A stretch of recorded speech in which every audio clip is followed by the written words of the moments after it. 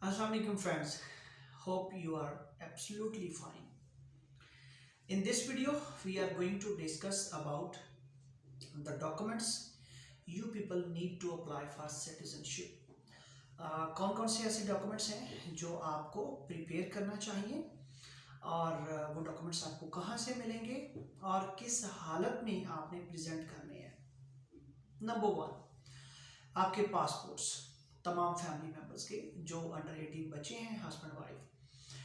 Passports जो हैं उनकी ट्रांसलेशन होगी टर्किश लैंग्वेज में और वो नोटराइज होंगे। दो तरीकाकार हैं इसके। नंबर 1 ये कि आप अपने रेलिवेंट सिटी में जो टर्किश कॉन्सुलेट है वहाँ पे जाइए, वहाँ भी आपको ट्रांसलेटर भी मिल जाता है और वो आपको नोटराइज भी कर देते हैं। उसके ऊपर एक नंबर लगा होता है नोटरी का, उस नंबर के अकॉर्डिंग यहाँ पे टर्की में आप वो डॉक्यूमेंट जो है वो दोबारा भी निकलवा सकते हैं अगर आपको ज़रूरत हो और वो ऑथेंटिक है। नंबर 2 ये है कि आप यहाँ पे टर्की जब आते हैं तो यहाँ पे आप अपने पासपोर्ट जो है उनकी ट्रांसलेशन भी करवा सकते हैं और नोटराइजेशन भी करवा सकते हैं। नॉर्मली इसका जो टोटल एक्सपेंस है 50-60 लीरा पर पासपोर्ट जो है वो लेते हैं ट्रांसलेटर, और 150 अप्रॉक्सीमेटली 150 लीरा पर पासपोर्ट जो है वो लेते हैं नोटर। और इस तरह अप्रॉक्सीमेटली 200 to 250 लीरा पर पासपोर्ट आपकी कॉस्ट आती है। सेकंड पे है बर्थ सर्टिफिकेट्स। अगर बच्चे जो हैं उनके पास जो है वो आईडी कार्ड नहीं है तो फिर उनके बर्थ सर्टिफिकेट्स जो हैं वो भी चूँकि नादरा से भी मिल जाते हैं, यूनियन काउंसिल से भी मिल जाते हैं, बे फॉर्म जो है वो भी ट्रांसलेशन होगा, नोटर होगा, सेम इसी तरह जैसे पासपोर्ट है। थर्ड पे है आपका family document. Family document mean आपका FRC फैमिली रजिस्ट्रेशन सर्टिफिकेट जो कि नादरा से मिलता है। नॉर्मली इसकी 1000 रुपीज़ फ़ी होती है और इसमें हस्बैंड वाइफ और बच्चे जो है उनकी कंप्लीट डिटेल होती है। और इस बात का ख्याल रखिए कि इस डॉक्यूमेंट के अंदर आपकी वो जो पूरी फैमिली है, हस्बैंड वाइफ और बच्चे, उनका अंदराज होना चाहिए। ये भी इसी तरह आपको फॉरेन ऑफिस जो पाकिस्तान है वहाँ से आपको अटेस्ट करवाना होगा और अटेस्ट करवाने के बाद आपने इसको ट्रांसलेशन और नोटराइजेशन करवाना है। इसी तरह एक डॉक्यूमेंट है MRC मैरिज रजिस्ट्रेशन सर्टिफिकेट, यानी जो हस्बैंड वाइफ का निकाहनामा है वो भी ट्रांसलेशन और नोटर उसी तरह होगा। उसके बाद अगर खुदा न खास्ता जो है स्पाउस जो है वो एक्सपायर्ड है, हस्बैंड या वाइफ में से कोई एक जो है उनकी डेथ हो चुकी है, तो फिर डेथ सर्टिफिकेट जो है वो चाहिए होगा और वो भी इसी तरह फॉरेन ऑफिस अटेस्टेड होगा और ट्रांसलेशन और नोटराइज्ड होना चाहिए। अगर खुदा न खास्ता सेपरेशन हो गई है, मियाँ बीवी में खुला है और वो अलहदा हो चुके हैं, तो फिर भी जो कोर्ट ऑर्डर्स हैं वो होने चाहिए और वो भी फॉरेन ऑफिस अटेस्टेड, और जो मजिस्ट्रेट है उनकी अटेस्टेशन होनी चाहिए उसके ऊपर, और फिर वही ट्रांसलेशन होंगे, नोटर होंगे। और उसके बाद पर हेड जो है जितने भी फैमिली मेम्बर्स हैं 12 पिक्चर्स चाहिए वाइट बैकग्राउंड में। और उसके बाद फिर आ जाता है बहुत इंपॉर्टेंट डॉक्यूमेंट, हस्बैंड वाइफ जो है अगर वो अप्लाई कर रहे हैं तो पर्टिकुलरली मदर की जानिब से एक पावर ऑफ अटॉर्नी होती है हस्बैंड के नाम पे कि मेरे हस्बैंड जो है वो मेरे बच्चों की सिटीजनशिप अप्लाई कर रहे हैं, उस पर मुझे कोई ऑब्जेक्शन नहीं है। ये हमारे पाकिस्तान में हम जो है वो 50 रुपीज़ का जो स्टैम्प पेपर है उसके ऊपर भी हासिल कर सकते हैं, और उसके साथ साथ हम इसे अगर टर्की में है तो सिंपल जो है वो ट्रांसलेशन एक सादा पेपर के ऊपर और नोटराइजेशन। याद रखिएगा ये जितनी भी इस तरह की पावर ऑफ अटॉर्नीज होती हैं उसकी नोटराइजेशन जो है, जो बंदा पावर ऑफ अटॉर्नी दे रहा है उनकी प्रेजेंस के बगैर नहीं होती और उनकी प्रेजेंस भी ज़रूरी है। इसके साथ साथ उनके पास ओरिजिनल पासपोर्ट भी होना ज़रूरी है। और ये जो डॉक्यूमेंट्स हैं ये आपसे रिक्वायर्ड होते हैं जब सिटीजनशिप जो है वो अप्लाई करनी है। अब इसमें बहुत इम्पोर्टेंट फैक्टर जो है वो ये है कि क्या कोई शख्स वहाँ पे यानी बैरून मुल्क रहते हुए या अपने नेटिव कंट्री के अंदर रहते हुए प्रॉपर्टी बाय कर सकता है? तो बिल्कुल कर सकता है, और उसमें आपको जो है वो पावर ऑफ अटॉर्नी देना अपने लॉयर को।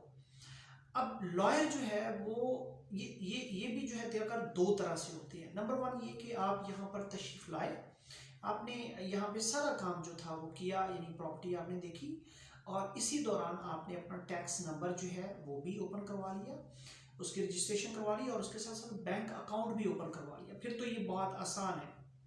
और आपके यहाँ पर टर्की विजिट के दौरान ही आप सिंपली जो है वो ट्रांसलेटर के पास गए, उन्हें आपने बताया कि मैं पावर ऑफ अटॉर्नी अपने लॉयर को देना चाहता हूँ। तो लॉयर भी बेसिकली उनके पास भी एक ड्राफ्ट मौजूद होता है पावर ऑफ अटॉर्नी का, उसकी नोटराइजेशन हो जाती है, यानी आप नोटर के पास जाते हैं, आप कहते हैं जी ये मेरे लॉयर हैं, मैं पावर ऑफ अटॉर्नी देना चाह रहा हूँ, तो वो फिर आपको पावर ऑफ अटॉर्नी देना आसान है।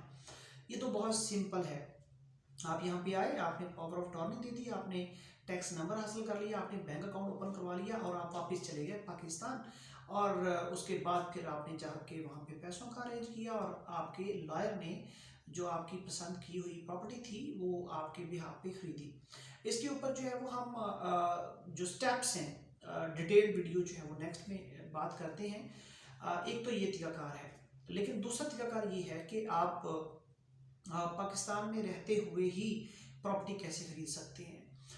उसमें भी जो है स्टेप्स यही होंगे। पावर ऑफ अटॉर्नी आपको देना है, लेकिन पावर ऑफ अटॉर्नी देने के लिए फिर आपको जाना पड़ेगा कॉन्सुलेट, टर्किश कॉन्सुलेट, और जहाँ के आप रेजिडेंट होंगे वहाँ पे ही जाना पड़ेगा, यानी उस एरिया में। लेट्स सपोज आप गुजरावाला में रहते हैं तो आपको लाहौर जाना है, अगर आप इस्लामाबाद के नज़दीक हैं तो फिर आपको इस्लामाबाद कॉन्सुलेट में जाना है, और वहाँ जाके फिर आप जो आपके लॉयर होंगे वो एक ड्राफ्ट भेजेंगे वहाँ पे, और उस ड्राफ्ट के अकॉर्डिंग जो है टर्किश कॉन्सुलेट में जो ट्रांसलेटर होंगे वो उसे पावर ऑफ अटॉर्नी बनाएंगे, और उसके बाद फिर जो कॉन्सुलेट है उसमें जो साइनिंग अथॉरिटी है वो उसको नोटर करेंगे और उसको रजिस्टर करेंगे, और वो पावर ऑफ अटॉर्नी आप जो है वो सेम जो डॉक्यूमेंट है वो आपको भेजने की ज़रूरत नहीं है। ये भी बहुत इंपॉर्टेंट बात है। लोग ये समझते हैं कि वो जो एक्चुअल डॉक्यूमेंट होगा, ओरिजिनल डॉक्यूमेंट होगा, वो भेजना होगा, ऐसा नहीं है।